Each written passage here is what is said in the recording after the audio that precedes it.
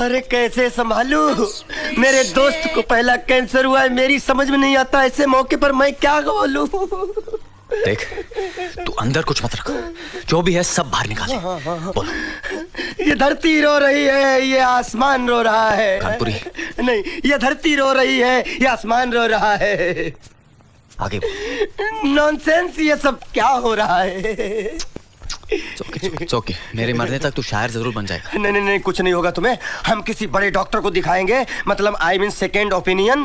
देख, हम हिम्मत नहीं हारेंगे। फैसला होने से पहले हम भला क्यों हार माने? जग अभी जीता नहीं है, तू अभी मरा नहीं है। विदेश चलते हैं, मैं चलूंगा तेरे साथ। है अमेरिका में New York, Disneyland, Las Vegas, casino, ये सब जगह नहीं जाएंगे। अगर टाइम मिला तो जाएंगे, वरना तो हम इलाज करवाने जाएंगे ना।